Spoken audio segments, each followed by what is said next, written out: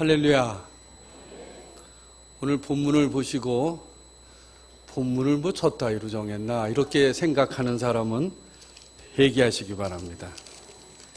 하나님의 말씀을 들을 때에 하나님은 오늘 이 말씀을 통해서 우리에게 무엇을 말하고 계실까, 이런 마음으로 말씀을 받고 설교를 들으면 은혜가 되는데, 너 오늘 그걸로 뭐라고 할까 이렇게 생각하면 사탄이 휙 들어갑니다. 그러니까 하나님께서 오늘 우리에게, 특별히 나에게 주시는 메시지가 뭘까? 낳고라는 반복된 단어를 보면서 아기를 못 낳은 우리 교회 성도가 생각이 나면 주여 쌍둥이를 주소서. 낳을 때마다 그 사람 이름을 불러도 상관없어요. 하나님의 역사는 믿음대로 이루어지는 거예요. 오늘의 시대의 문제는 믿음이 없는 게 문제예요. 작년에 몽고에서 엄청난 전도 집회 때 소경이 눈을 뜨고 안진뱅이가 일어난 역사가 일어났어요. 우리가 예수 믿을 때 그런 현장이 우리에게 일어났었어요. 폐암 사기로 죽어가는 청량리 원로장로였던 남장로님이 제가 보는 앞에서 젊었을 때 우리 목사님 마당에서 양쪽으로 손잡고 어깨를 이렇게 가슴을 대고 기도했는데 폐병이 나섰어요. 지금도 살아계셔요. 우리는 어렸을 때 그런 현장을 엄청 봤어요. 귀신이 나가는 것도 봤어요. 병이 고쳐지고 일어나는 것도 봤어요. 그게 제 믿음의 오늘의 현장이에요. 그 믿음을 가지고 지금까지 살아오는 거예요. 말씀을 들을 때에, 교회에 올 때에 하나님은 오늘 예배를 통해서 우리에게 뭐라고 얘기하실까, 이런 마음을 열고 말씀을 들으면 성령이 역사하시는 거예요. 이럴 때 아멘을 하셔야 되는데 요새는 죽어도 안 하려고 그래. 안 해도 할 수 없어요. 그러나 하면 하나님께서 들으면 응답하시는 역사가 나타나는 게 성령의 역사예요. 믿어지시면 아멘 하시기 바랍니다.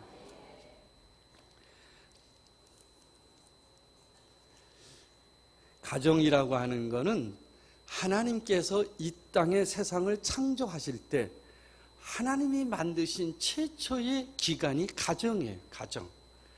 하나님은 그 가정을 직접 세우셨어요. 그리고 하나님께서는 그 가정을 통해서 가족끼리 사랑하며 헌신하며 서로를 위해서 참다운 하나님의 백성이 되라고 만든 게 최초의 가정이었어요. 근데 최초의 가정은 어떤 사건으로 끝나요? 형이 동생을 죽이는 사건으로 시작되는 것이 가정의 역사입니다. 저는 북한에 한 10년 동안 농사지로 다녔어요. 마지막이었을 때가 김정일이가 북한에 죽었을 때 평양에 있었어요. 그때 10명이 갔었습니다. 평양북도 숙천군 약전리에 있는 약전 협동농장 일을 했어요. 한 달에 2번씩 우리 팀이 거기 올라가서 농사를 져요. 농기계도 보내주고. 거기서 협동농장 임원들하고 얘기를 하는데, 남자 부위원장 동무가 그날 우울해서 마당에 우리는 의자도 없어요. 그냥 쭉 우리고 앉아가지고 둘이서 얘기하기 시작했어요. 무슨 일이냐? 그 부인하고 싸우고 왔대요. 그래서 왜 싸웠냐? 그랬어요. 왜 싸웠냐? 남한에선 싸우다간 뒤지는 수가 있다고 그랬어요. 부인이 국 끓여주고 나가면 나는 끝이다 그랬어요. 나는 용돈 다 쓴다 그랬어요. 부인이 얼굴이 변하면 내 인생의 어려움이 곧 다가온다는 걸 인식해야 남쪽에서 남자가 사는 거라 그랬어요. 그러면서 너는 이 약전 농장에 부인 결혼하고 와서 월급도 그렇고 옷도 제대로 못 사주고 화장품도 그렇고 너 애 낳아주고 키워주고 빨래 해줬는데 왜 그 부인하고 싸우냐? 싸우지 말라 그랬어요. 부인을 행복하게 해야 네 인생이 행복하다 그랬습니다. 그랬더니 여성위원장 동무가 듣더니 목사님 다음에 오시면요 남성 동무들을 학습방에 다 모아낼 테니까 학습 좀 시켜주세요 그랬어요. 그러면서 그분이 울었어요. 너무나 힘들다는 거예요. 가부장적인 세상이라 북한은 너무나 자기네가 힘들대요. 그래서 걱정하지 말라고 그랬어요. 그리고 그 남성 동무한테 그랬어요. 만약에 당신 아내가 오늘 저녁에 나 살고 싶지 않아, 나 싫어, 그러면 당신 밥에 쥐약이 들어갈 거고 넌 내일 아침에 시체로 변할 거다 그랬어요. 네 생명을 쥐고 있는 자가 누구냐? 네 아내라 그랬어요. 아내에게 순종하는 게 너에게 복이 될 거다 그랬어요. 그걸 가만히 듣고 있던 그 사람이 제가 평양으로 오는데, 목사님, 그래서 그날 저녁에 가서 마사지도 해주고, 그리고 김일성 수령님 초상 앞에 있는 꽃도 꺾어다가 주고 사랑한다고 해봐라. 네 인생이 달라질 거다 그랬어요. 평양으로 오기 전에 그 부위원장 동무가, 목사님, 제가 가서 그렇게 하겠습니다 그랬어요. 그러고서 우리 팀한테 들려오는 얘기가, 박영한 목사님 지향 얘기를 지금도 한대요.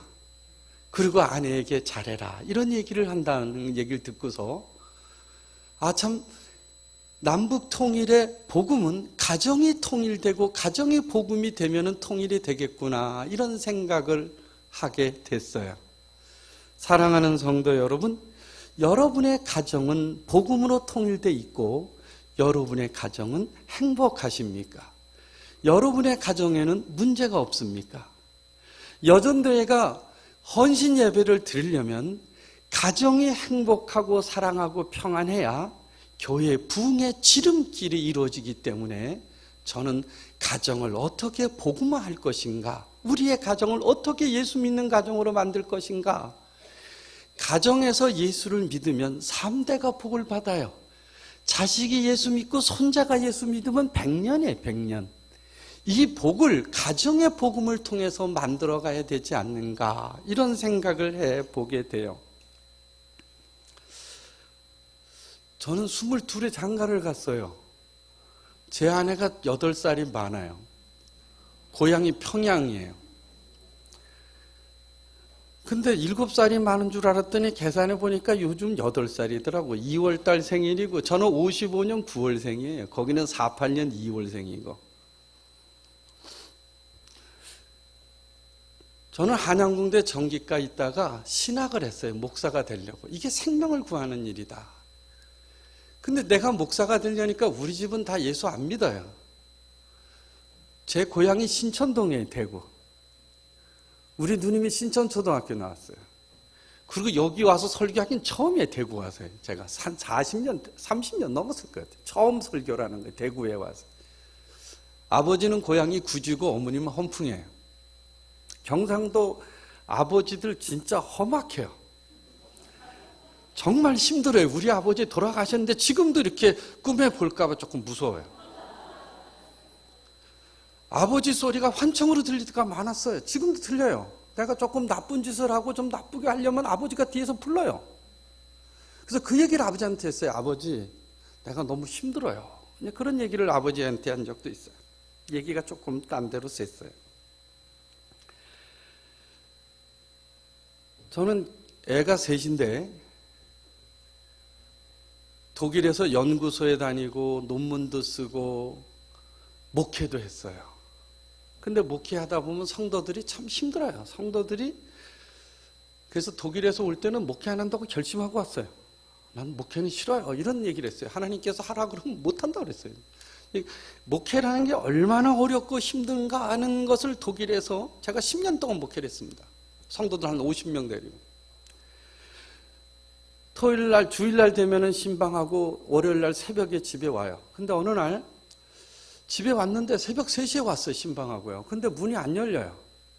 아무리 배를 눌러도 안 열려서 전화를 해서 우리 집사람을 깨워서 들어갔어요. 그때 아버지 생각이 났어요. 우리 어머니는 아버지가 늦게 들어오면 밤에 잠을 안 잤어요.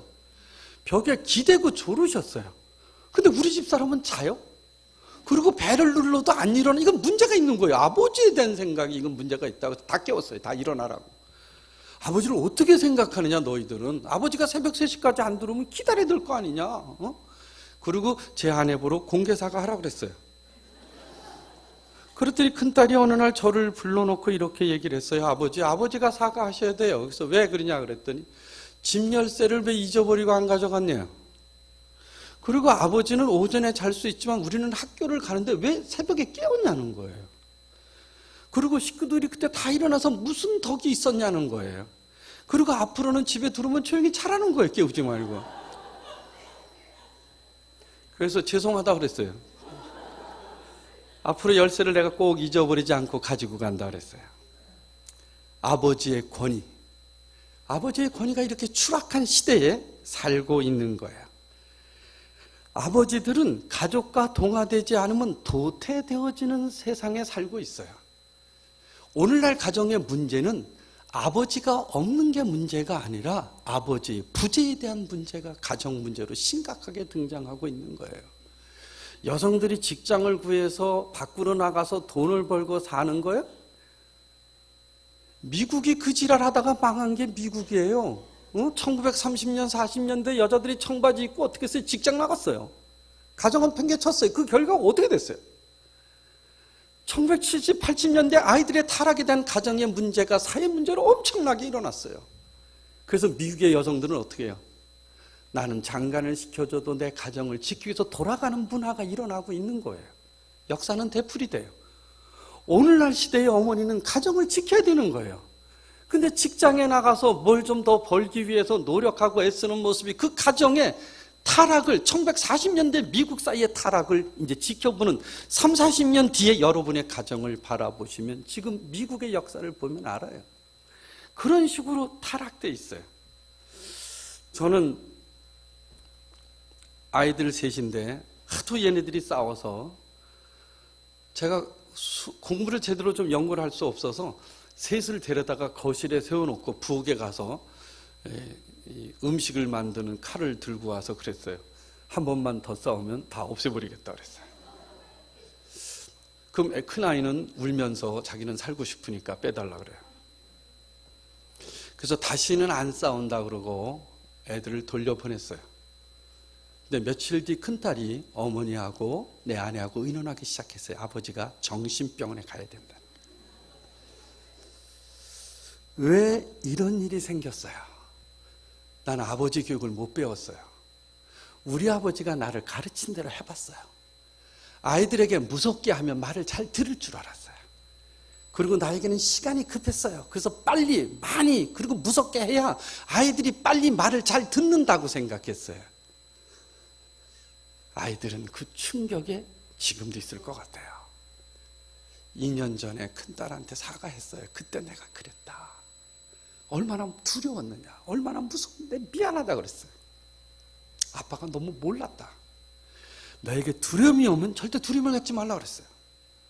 이미 엎질러진 물이에요. 그 아이들의 그 두려움에서 어떻게 내가 그들을 건져낼 수 있을까? 없어요. 부모 교육을 받아야 돼요. 젊은 사람들이요, 어머니 교육, 아버지 교육을 받으세요. 여러분의 자녀는 여러분 품을 떠날 거예요. 지금 둘째가 와 있는데 항상 같이 시간을 보내. 걔는 이제 떠날 사람이에요. 자녀들은 헤어질 사람이에요.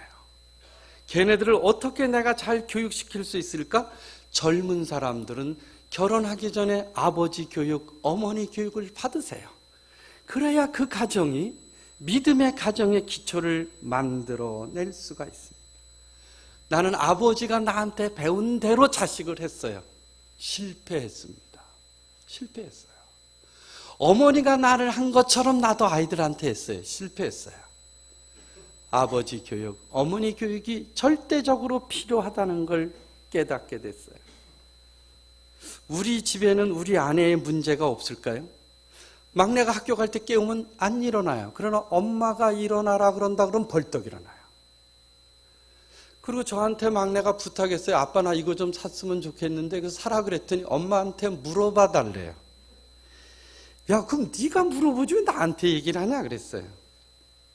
우스운 얘기지만 찜질방에 쫓겨온 남자들의 얘기가 있어요. 20대는 반찬 투정하다가 쫓겨났고 30대는 밥 달라 그러다가 쫓겨났고 40대는 어디 가느냐고 물어보다가 쫓겨났대요. 50대는 뭐 옷 입고 나가는 거 쳐다보다가 쫓겨났대요. 뭐 70대는 뭐 아직도 살아있다고 쫓겨났다고 그러더라고요. 그 얘기를 우리 집사람이 해줬더니 우리 집사람이 80대는 뭐라 그런 줄 알아요? 그래서 뭐라 그러냐 했더니 아침에 일어날 때마다 물어본대요. 눈 떠도 되냐고.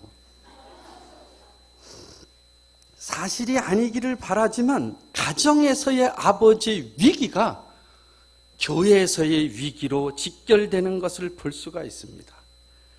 저녁에 2부대 수업을 마치고 집에 가면 집사람이 우유 좀 사오래요. 11시에요. 지가 좀 미리 사다 놓으면 되지 하면서 돌아서 나오는데 뒤통수에 대고 이렇게 슈퍼는 11시에 문을 닫는데요. 그 말은 뭐예요? 뛰어가라는 거예요. 하루는 늦게 수업을 마치고 왔는데 밥을 달라니까 김밥 3덩이를 줬는데 하나를 먹었더니 쌀알이 돌같이 딱딱해요. 그래서 다른 거 달라 그랬어요. 그랬더니 없대요. 그래서 먹으래. 그래서 못 먹겠다. 아까는 왜 먹었냐요? 엉겹결에 내가 먹었다 그랬어요. 그랬더니 아들이 늦게 들어오니까 부인의 태도가 바뀌어요. 배고프지? 계란을 후라이하기 시작해요. 그때 뒤에 서서 바라본 나는 대체 나는 누구냐는 거예요. 나는 누굴까? 양인의 여성시대에 계란 후라이 때문에 집을 나간 남자 얘기가 이해가 됐어요. 하도 속이 상해서 집을 나가려고 결심해서 집을 한번 나갔어요. 저는 집을 나가면 아내가 저를 붙잡을 줄 알았어요. 나가지 말라고. 근데 짐을 싸도 붙잡지 않아요. 그래서 현관까지 갔는데 걸어오길래 이제 나를 붙잡고 못 나가게 하나 보다 이랬더니 안녕히 잘 다녀오시래요. 근데 나왔는데 갈 데가 없어요. 한강에 가서 차 세워놓고 차 안에 앉아있는데 새벽에 정말 갈 데가 없더라고요. 그 친구 목사한테 전화했더니 까불지 말고 빨리 집에 들어가라고 그러더라고요. 그러면서 쪽팔리면 찜질방에 갔다가 새벽에 들어가고, 그래서 새벽에 들어갔어요. 그럴 때 둘째 딸이 저한테 아침에 물었어요. 아빠 언제 들어왔어? 물어보지 말라 그랬어요. 그리고 신학대학 젊은 교수들 앉혀놓고 설명했어요. 절대 집을 나가지 말라 그랬어요. 나가도 우리들은 갈 데가 없다 그랬어요. 옛날하고 시대가 바뀌었다 이렇게 얘기를 했어요. 저는 집에서 텔레비를 아내가 못 보게 해요. 목사가 왜 텔레비를 보냐고. 성경 읽고 기도해야지. 그래서 텔레비를 봐야 세상 돌아가는 걸 알지 않냐. 그러다가 싸우다가 어느 날 저는 결심했어요. 나는 텔레비를 볼 수 있는 권세와 능력이 있다. 텔레비를 사자. 그래서 텔레비를 한 대 샀는데 런닝머신을 뛰는 조건으로 샀어요. 얼마나 그 텔레비가 재밌는지 모르겠어요. 텔레비 없을 때는 아이들 방에서 시간당 돈을 주고 텔레비를 봤어요. 아이들 방에는 텔레비가 있었는데 거실에는 십자가밖에 없어요. 그것도 야광 십자가로 걸려있어요. 그걸 돌아보면서 40년이 됐어요. 결혼한 지 41년이 됐어요. 제 아내는 나를 잘 활용했구나. 자다가도 일어나서 물어봐요. 현관문 잠궜어? 그럼 쫓아가서 확인해요. 빨래 널어야 돼요. 정말로 나를 잘 활용했구나 이런 생각을 해요. 자다가 또 몇 시냐고 발로 툭 쳐요. 아니 지가 보면 되지.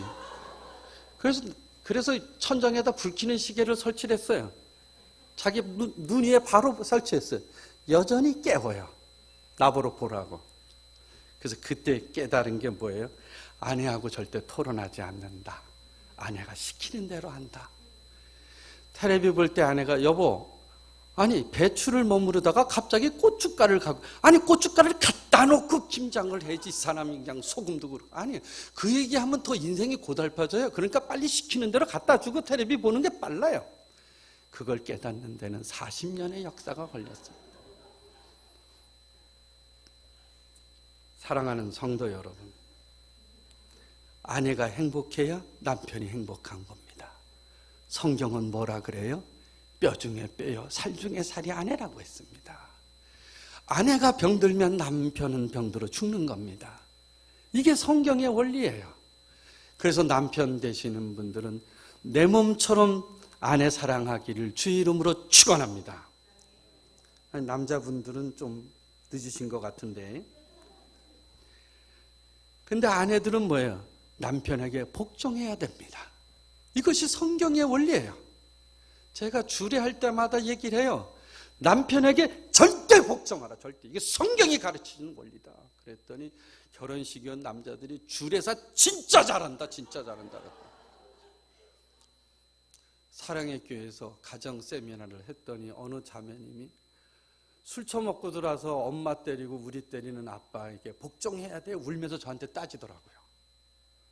끝났는데 저한테 그래도 복종해야 됩니까? 그랬어요. 복종해야 된다. 그러나 그 새끼 곧 죽을 거다 그랬어요. 아버지에게 복종해야 돼요. 이것이 성경이 우리에게 준 원리예요. 그리고 우리는 기도하며 지혜를 구하는 거예요. 오늘 마태복음 본문에 나오는 하나님의 가정, 문제가 많은 가정들이에요. 최초의 가정, 아담의 가정은 살인의 가정이에요. 노아의 가정이 어때요? 아브라함의 가정이 어떻습니까? 야곱의 가정이 또 어땠어요? 오늘 본문은 다윗의 죄악을 기록해 놓고 있어요. 6절에 뭐라 그랬어요? 다윗이 솔로몬을 낳고가 아니라 우리아의 아내에게서 솔로몬을 낳았다고 다윗의 죄악을 성경이 기록해 놓고 있어요. 성경에 나온 가정들, 문제가 많은 가정들이에요. 그 문제가 많은 가정들을 예수 그리스도의 가문의 가정으로 하나님께서 세우셨어요. 그들이 언약의 가정이기 때문에 하나님이 그들의 가정을 세워 놓으신 거예요. 믿음의 가정, 우리의 가정, 예수 그리스도의 보혈의 가정을 하나님께서 고쳐주시고 세워줄 것을 믿으시기 바랍니다. 독일 목사님하고 밥을 먹는데 저녁에 펑크가 하나 들어왔어요. 펑크는 머리를 무스로 이렇게 쫙 바르고 검정 칠하고 검정 옷 입고 분홍색 색칠하고 화장하고 철근 같은 거 몸에 감고 돌아다니는 게 펑크예요. 펑크. 귀신하고 비슷하게 생겼어요. 목사님하고 밥을 먹는데 펑크가 들어왔어요. 그래서 목사님 쟤 누구예요? 딸이래요. 속으로 애새끼 교육 참 더럽게 시켰다 이 생각을 했어요. 목사가 왜 이 모양일까 그랬어요. 근데 얼마 뒤에 저희 집에 그 귀신 같은 게 나타났어요. 우리 둘째가 록밴드의 그 노래 부르러 따라다녔어요. 주말마다. 근데 걔는 천식 환자예요. 아스마 환자예요. 그래서 스트레스가 있어야 살아요. 숨이 멈춰요. 그래서 친구도 갖고 있고 담임선생, 체육선생, 옆집 할머니, 우리 집 자기 스프레이를 다 갖고 있어요. 왜냐하면 이게 멈추면 죽습니다. 이게 아스마 환자의 고통이에요. 걔가 거기를 따라다녀서 몸이 안 좋아서 병원에 입원했는데 금요일날 퇴원하겠다 그래서 제가 안 된다 그랬어요. 월요일날 해라. 왜냐하면 금요일날 퇴원하면 토요일날 또 따라 나갈 것 같아서. 자기는 아니래요.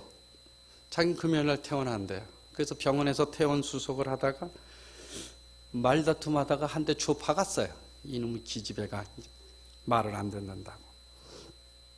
그러고 싸우고 차를 타고 오는데 중간에 뛰어내리려고 그러더라고요. 차문을 열고. 경상도 사람 기질 중에 하나예요. 아주 급하고.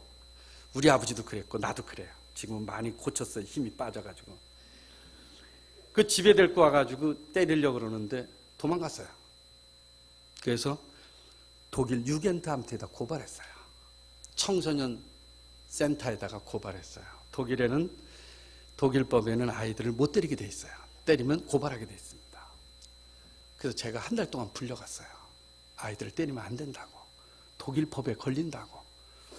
그래서 제가 그랬어요. 나는 목사인데 잠언에 보면 애새끼들은 패라고 돼 있다. 왜냐하면 아이들에게 미련한 것이 얽혀 있어서 때려야 그것이 떠난다고 예수님이 가르쳤다 성경에. 그랬더니 목사님 그건 교회에서 얘기하시고 우리하고는 얘기하지 마세요. 그래서 한 달 동안 협상을 해서 안 때리는 조건으로 걔가 우리 집에 와 있었어요. 가정 분위기가 어떻겠어요? 공부를 마치고 귀국했어요. 엊그제도 그 얘기했어요. 아빠가 공부 마칠 때 너 나한테 뭐라 그런 줄 알아? 빨리 집에 가. 왜 아빠 빨리 귀국 안 해? 자기는 거기 살고 있으니까 싫다는 거예요. 떠나라는 거예요. 돌아와서 걔가 거기서 공부를 하다가 독일에서는 F가 한 학년에 2번이면 그 학교를 떠나야 됩니다. 못 다녀요. 그게 또 한 번 그러면 김나줌에서 레알슐레로 내려가야 돼요. 김나줌에 가려면 반에서 5등 안에 들어야 김나줌을 가요. 걔가 그걸 못하는 거예요. 그러다 공부를 못해서 한국으로 오게 됐어요. 쫓겨오게 돼서 저는 너무나 기뻤어요. 생활비가 안 들어가니까. 그래서 저한테 독일 학교 11학년이 있냐 그래서 걱정하지 말고 오라 그랬어요. 그랬더니 오니까 10학년밖에 없어요, 독일 학교가. 목사가 거짓말했다고 울고불고 덤벼들기 시작하고 교회는 안 가요. 자기는 통일교나 몰문교를 믿겠대요. 걔는 지금도 교회 안 가요. 지난주 한번 따라가 봤어요. 아빠 나 교회 가란 말 하지 마세요. 그래서 걔하고 관계가 안 좋으니까 걔는 기독교를 싫어해요. 그래서 교회 가면 권사님들이 물어요. 목사님 딸 어디 갔어요? 집에 있지 어디 있어요? 걔는 자요. 밤새도록 컴퓨터하고. 근데 권사님이 자꾸 물으니까 권사님이 싫더라고. 왜 물어요? 없으면 안 온 거예요. 목사 딸은 목사가 아닙니다. 장로 딸도 장로가 아니에요. 아이들이에요. 권사님 딸은 권사가 아닙니다. 근데 많은 분들은 그렇게 생각해요. 그리고 걔는 금요일마다 홍대 앞에 클럽에 나가요. 밤 12시에 클럽이 시작해요. 그럼 새벽에 집에 들어요. 한국에서 고등학교 2학년을 넣었는데 학교에서 담배 피다가 몇 번 걸렸어요.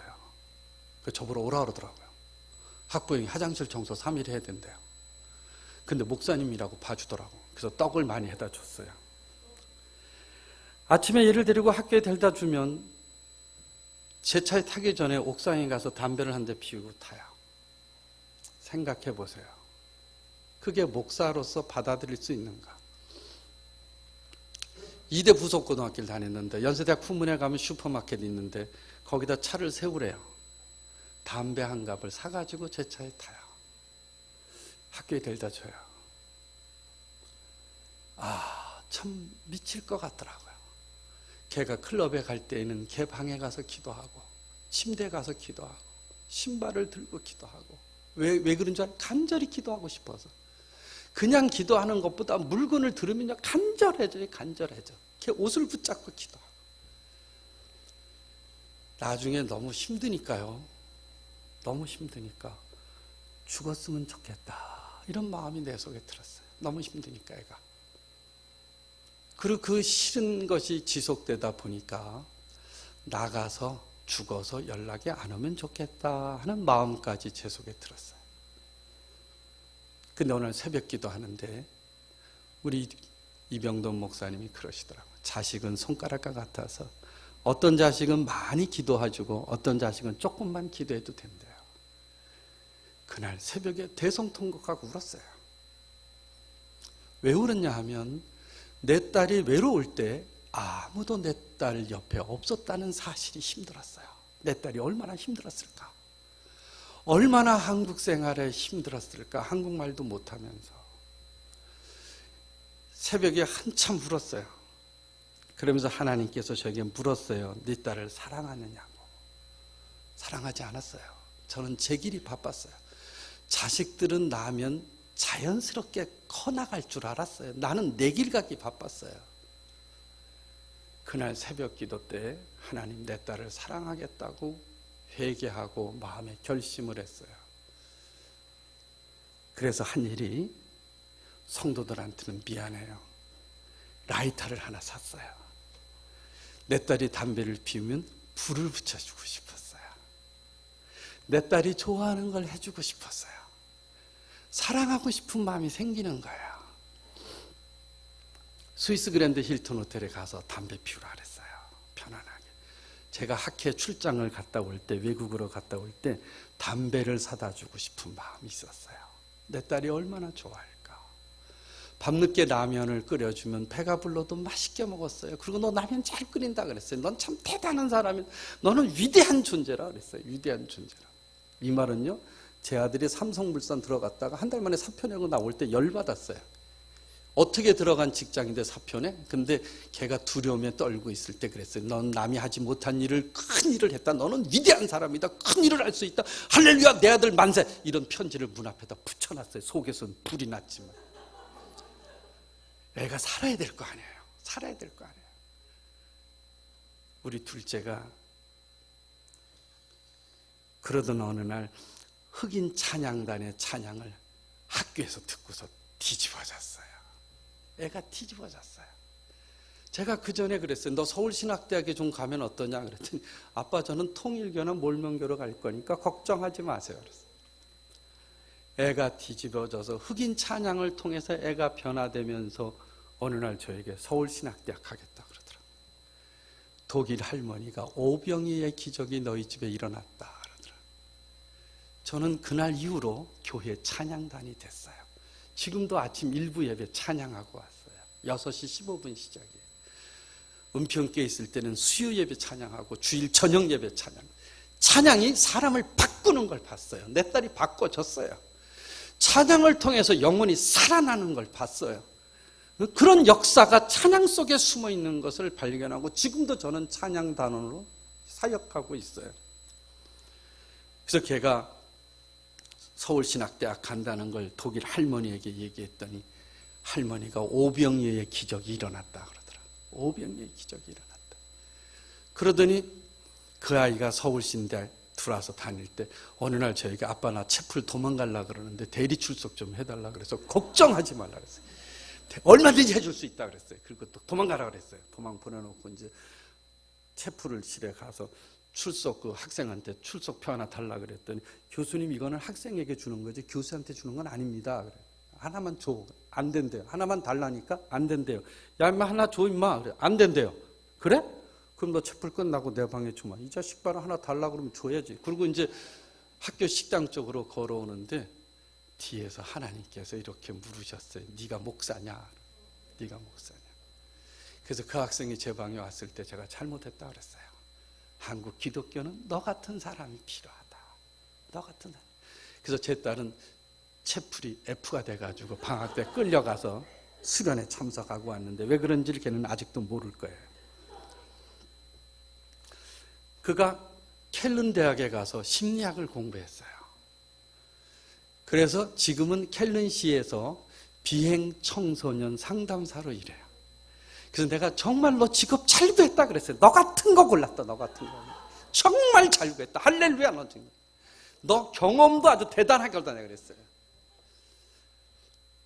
그랬는데 걔가 9년 동안 한국을 안 왔어요. 왜 안 왔냐 그랬더니 아빠가 싫대요. 아빠가 싫대요. 자기는 안 간대요. 그래서 9년 만에 왔어요. 이제 1년 이제 돌아가면 걔랑은 영원히 내가 끝날 것 같아요. 내 딸을 잊어버릴 것 같아서 상담사를 시켜서 같이 밥을 먹으면서 걔가 무슨 말 하는가를 캐치해 달라 그랬어요. 그랬더니 아버지가 사과하래요. 독일에 있을 때 우리를 팽개친 거, 우리를 상대하지 않은 거, 아버지가 바쁘고 힘들고 어려웠다. 그건 이해하지만 우리를 버린 건 사실이래요. 우리가 필요할 때 아버지가 없었던 거 용서를 구하라는 거예요. 야, 용서 구할 일이냐? 같이 우리가 협력한 거지. 아니에요. 잘못한 건 잘못한 거예요. 그래서 이걸 어떻게 할까? 그러다가 국제시장 영화가 있어요. 그거 안 보신 분들 있어요? 보세요. 가족들하고 보세요. 저는 우리 가정을 살린 영화가 국제시장이에요. 덕수를 보면서요, 저는 우리 아버지를 이해했어요. 일제시대 때, 6.25 때 험난한 세상을 살아가면서 아버지의 말투가 거칠어진 것에 대해서 덕수를 보면서 배웠어요. 말은 그 사람의 삶의 역사예요. 말이 강한 건요, 자기를 지키는 의지가 그 속에 있는 거예요. 상스러운 말이 아니에요. 난 덕수가 말한 말을 보고 꽃분이네 가게 팔라라는 그 말을 하고 하는 친구한테 덕수가 굉장히 공격을 해요. 전 그걸 보면서 그 영화를 보고 바로 아버지를 만나러 갔어요. 우리 아버지가 우리 집에 오면은 별로 저를 안 좋아해요. 그 모든 말이 이해가 됐어요. 그리고 덕수는 마지막에 아내에게 그랬죠. 꽃분이네 가게 팔자고. 그러면서 뭐라 그래요? 이제 아버지가 나이가 많아서 못 오겠지 한 얘기를 해요. 배를 타고 떠날 때 아버지가 꽃분이네 가게를 가라 그랬어요. 덕수는요, 꽃분이네 가게를 팔면 아버지가 못 온다고 생각한 거예요. 그 아버지를 기다렸던 거예요.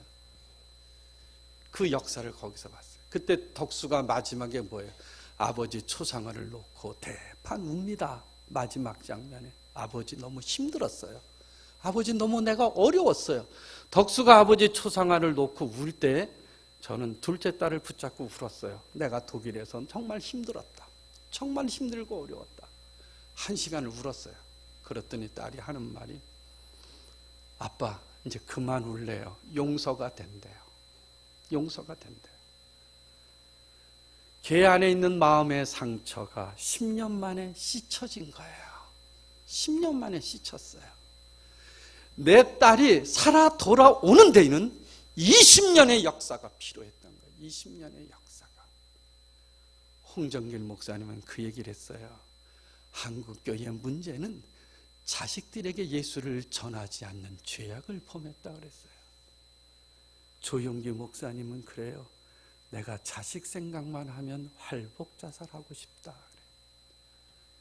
성경에 보세요. 엘리 제사장도 자식 농사 실패해요. 엘리가 나무 의자에서 넘어져 목이 부러져 죽습니다. 사무엘의 입을 통해서 엘리 가문이 저주를 받잖아요. 너희 집안에 젊은이들이 없이 다 죽을 거다 그래. 나이들 다 죽을 거다. 그걸 봤던 사무엘의 집안도 망하는 집안이 된 거예요. 사무엘도 자식 농사 실패해요. 하나님의 말씀을 가르치지 않는 죄악에 대해서 하나님이 사무엘 가정을 쳐버려요. 엘리 제사장의 가정, 사무엘 제사장의 가정의 역사를 우리는 성경에서 볼 수가 있습니다.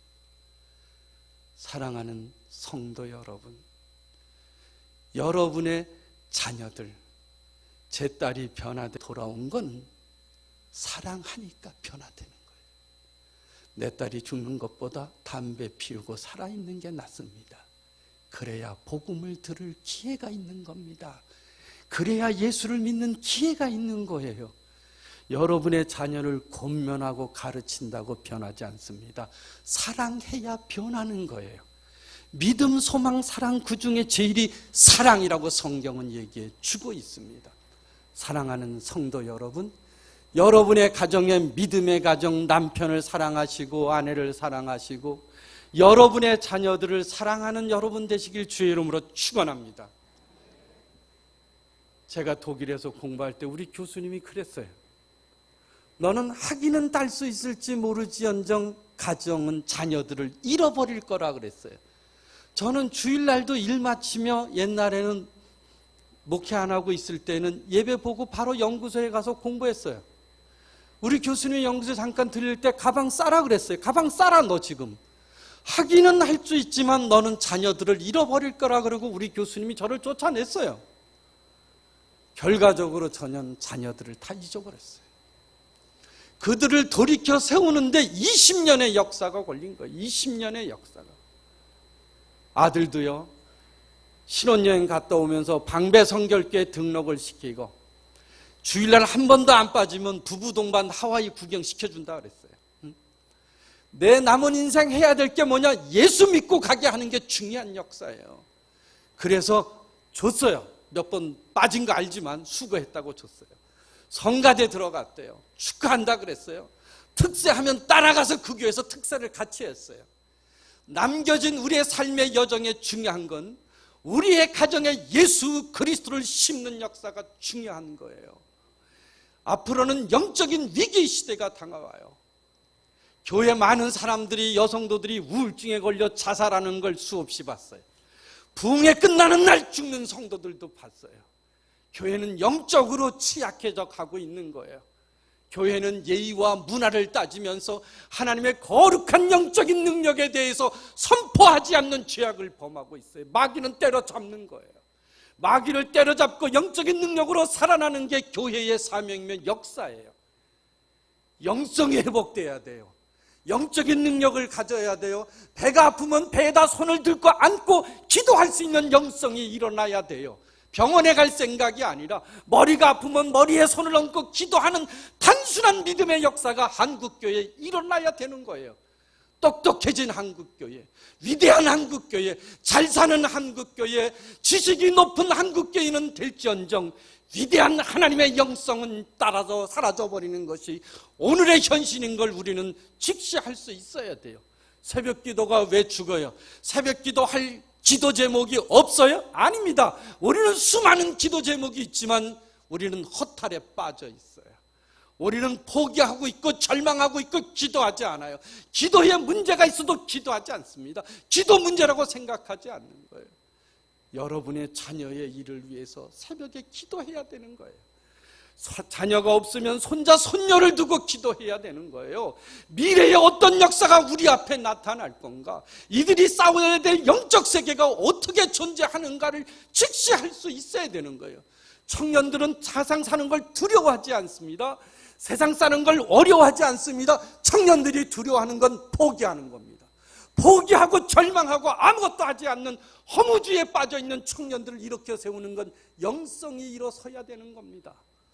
새벽마다 기도해야 됩니다. 그리고 집에서도 기도해야 됩니다. 우리의 선배들이 기도하여 한국교회가 살아났고 귀신이 쫓아났고 병이 고쳐졌고 우리가 여기까지 오지 않았어요? 이런 영적인 능력을 우리의 가정에, 우리의 자식들에게 세워야 되는 역사가 지금 우리 앞에 놓여 있는 겁니다. 20년 만에 내 딸이 돌아왔어요. 살아 돌아왔어요. 지금은 얼마나 재미있게 대화를 나누며 얘기하는지 몰라요. 그가 한국을 떠날 때 두 가지를 얘기했어요. 아빠, 나 이제 결혼할 생각을 한다는 거예요. 아빠 때문에 결혼하고 싶지 않았어요. 그리고 기도하겠다 그러고 한국을 떠나서 갔어요. 사랑하는 성도 여러분, 여러분의 자녀들의 복음을 증거하는 일에 목숨을 거시길 주 이름으로 축원합니다. 아파트를 물려주는 게 중요한 게 아니라 그 아파트의 가치를 주고서라도 자녀들을 복음화시키는 일에 앞장서야 되는 겁니다. 제가 알고 있는 하리교회인가 그쪽 교회에 주말 되면 젊은이들, 주일학교 학생들이 막 넘쳐요. 왜 넘치느냐고 내가 물어봤어요. 그랬더니 그 하성에 있는 거기가 땅값이 올라가가지고 아들과 며느리가 주말만 되면 좌우지간 시아버지 시어머니 찾아와가지고 섬기고 예배드리고 갈 때는 농작물 가지고 간다는 거예요. 왜 가요? 그 땅값들이 올랐기 때문에 다 모여드는 거예요. 땅값들이 올라서. 그렇게 하나님이 그들의 미래를 축복하는 걸 볼 수가 있었어요. 사랑하는 성도 여러분, 제4여전대 헌신 예배요, 사랑으로 여러분의 가정을 살리시기를 바랍니다. 사랑으로 여러분의 남편을 살리시기 바랍니다. 사랑으로 여러분의 자녀들을 살려내서 예수 믿게 하는 역사를 만들어 복음의 가정을 만들어내는 축복, 100년의 축복의 역사를 여러분의 가정에 전달하지 않겠습니까? 며느리 오면요, 10만 원도 주고 5만 원도 있는 거 다 주세요. 그리고 추석이나 되고 명절 음력설이 되면 홈커밍 데이에서 교회 다 불려들여서 예수 믿게 하는 역사의 작업을 시작하셔야 돼요. 영적인 위기의 시대가 지금 우리 눈앞에 와 있습니다. 자녀들이 그때 그 싸울 세상이 영적인 위기의 시대가 와 있는 거예요. 그럴 때 그 자녀가 어려울 때 기도하고 힘들 때 성경을 보고 외로울 때 찬양하는 복음의 능력을 심어주는 것, 이것이 복음의 가정, 믿음의 위대한 가정을 만드는 역사인 것을 기억하시고 여러분들의 가정, 여러분들의 자손들, 여러분들의 손자 손녀들을 예수 그리스도의 영성으로 복음으로 만들어내는 위대한 성도들 되시기를 주의 이름으로 축원합니다. 기도하겠습니다. 좋으신 아버지 하나님, 우리의 모든 가정을 살려주시옵소서. 사랑으로 자녀들을 가르치게 하시고 사랑으로 가정을 섬기는 믿음의 역사를 여전도회원들에게 주여 능력으로 주시옵소서. 저들에게 지혜를 주셔서 남편을 섬기게 하여 주시고 자녀들을 믿음으로 양육하는 권세와 능력을 허락하여 주시옵소서. 오늘 모인 성도들, 손자 손녀들을 위하여 기도하는 믿음의 역사를 일으켜 주시고 남겨진 인생 전체를 그들을 위하여 충성된 복음의 가정을 만드는 일에 헌신할 수 있도록 아버지가 인도하여 주시옵소서. 예수님의 이름으로 기도합니다. 아멘.